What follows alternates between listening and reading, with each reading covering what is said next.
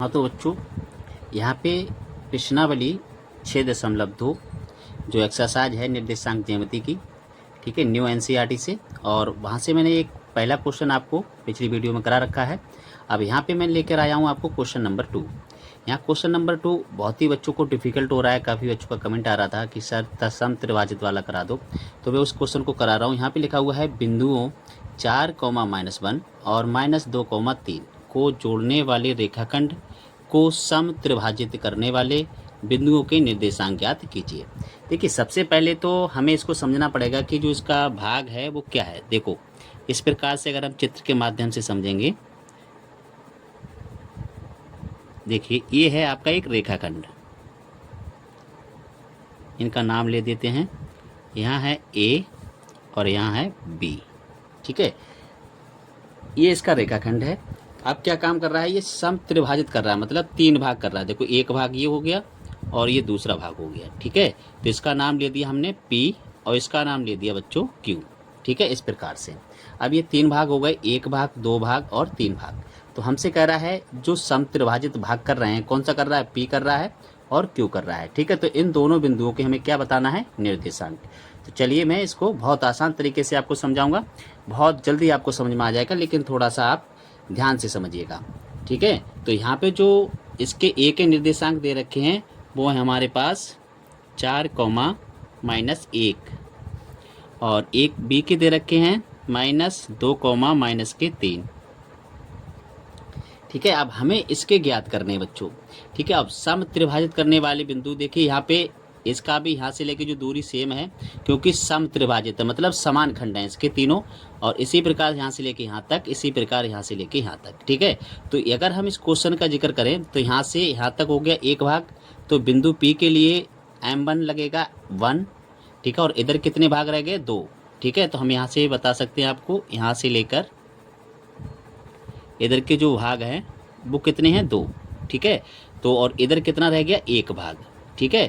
तो यही m1 m2 लग जाएगा, ठीक है। तो इसके लिए क्या करेंगे बच्चों, हम देखिए लिखेंगे बिंदु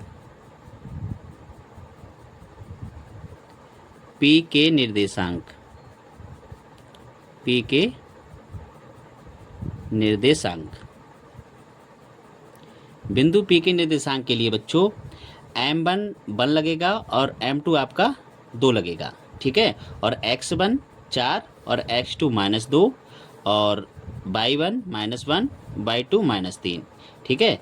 अगर आप भूल जाओगे तो आप इसको लिख लो, ठीक है। यहाँ लिख भी देता हूँ मैं, यहाँ पे चलिए, यहाँ इसको x1 और इसको y1, इसको x2 और इसको y2, ठीक है। और यहाँ इसको लिखेंगे हम m1 और इसको लिख देंगे m2, ठीक है। चलिए अब अंतःखंड वाले विभाजन सूत्र में हम लगा देते हैं और आपको सूत्र बताते हैं पी के निर्देशांक। देखिए, पी के निर्देशांक कैसे लिख लेंगे इसको, यहाँ जो सूत्र है बच्चों अंतःखंड वाला वो है m1 x2 plus m2 x1, और यहाँ आ जाएगा m1 प्लस m2, ठीक है। ये x के लिख लेंगे, ठीक है, क्योंकि x, y होते हैं इसके निर्देशांक। अगर हम यहाँ पे मान लेंगे तो इसके जो बिंदु P है इसके निर्देशांक क्या कहलाएंगे, x, y, ठीक है। तो यहाँ पे उसके बाद में यहाँ पे कॉमा लगा देंगे और यहाँ आ जाएगा दूसरा वाला m1/2 प्लस m2/y1, और यहाँ आ जाएगा m1 प्लस m2, ठीक है। इस प्रकार से ये इसके निर्देशांक के लिए सूत्र रहेगा। चलिए अब इसको हम आगे बढ़ाते हैं।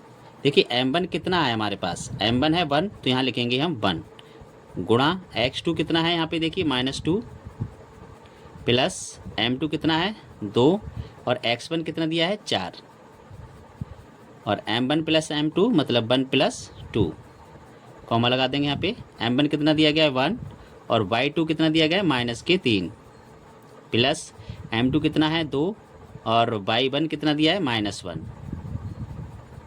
और 2 प्लस 1 प्लस 2 हो जाएगा यहाँ पे, ठीक है। क्योंकि यहाँ पे m1 कितना है 1 और m2 है 2, और यहाँ पे ब्रैकेट का इस्तेमाल करेंगे, बराबर के नीचे बराबर लगाएंगे बच्चों। देखिए, अब देखिए 2 का जब गुणा करेंगे तो ये आ जाएगा -2, और इधर 2 चौक 8, और इधर हो जाएगा 3 यहाँ देखिए 3 एकम 3 और माइनस के हो जाएंगे 2 और नीचे आ जाएगा 3। ठीक है, अब देखिए 8 में से 2 जाएगा तो कितना मिलेगा 6/3 और इधर हो जाएगा माइनस के 5/3। ठीक है, अब देखिए क्या करेंगे हम 3 से इसको भाग कर देंगे तो ये आ जाएगा 3 दूनी 6 और ये माइनस के 5/3 ऐसे ही रहेगा। ठीक है, तो इस प्रकार से बिंदु P के निर्देशांक आ गए। चलिए अब हम बताते हैं आपको बिंदु Q के निर्देशांक। बिंदु Q के निर्देशांक कैसे लिख लेंगे बच्चों, इसी चित्र को समझाते हैं उसके बाद आपको बताते हैं बिंदु Q के निर्देशांक। बिंदु Q के निर्देशांक के लिए हम यहाँ से समझ लेते हैं। देखिए अभी जो हमने इसमें चित्र में क्या करा था, इधर का एक भाग लिया था।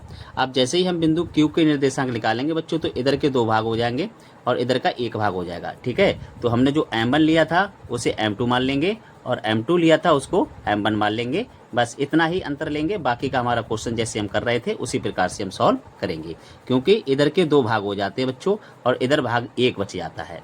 तो इसलिए इसके लिए हम क्या करेंगे, M2 लिखेंगे 1 और इधर जो भाग 2 बचे हैं इसके लिए लिखेंगे M1 2।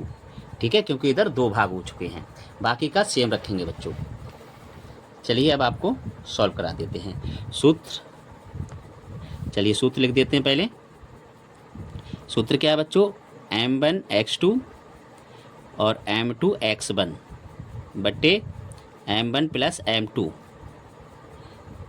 M1/2 और M2/1, M1 प्लस M2।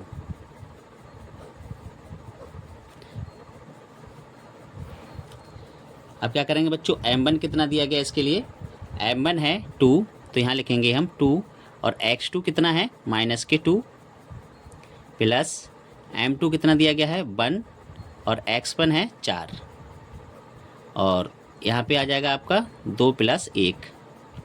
इसी प्रकार M1 कितना है 2 और y2 कितना है -3 और M2 है आपका 1 और y1 दिया गया है -1 और यहाँ आ जाएगा 2 + 1।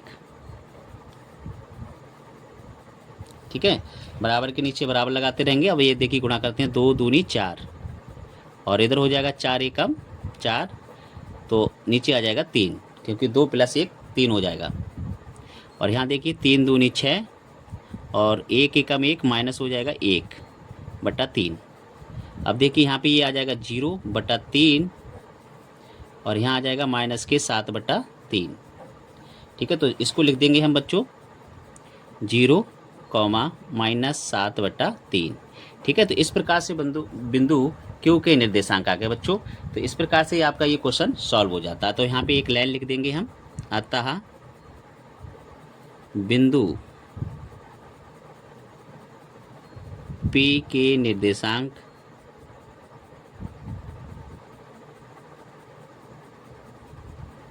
कितने आ गए, 2, -5/3 तथा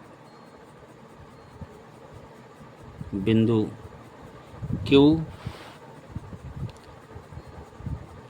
के निर्देशांक 0, -7/3। इस प्रकार से ये बच्चों आपका क्वेश्चन सॉल्व हो जाता है। तो उम्मीद करता हूँ बच्चों आप लोगों को ये क्वेश्चन समझ में आया होगा। ठीक है, और अच्छे से इसको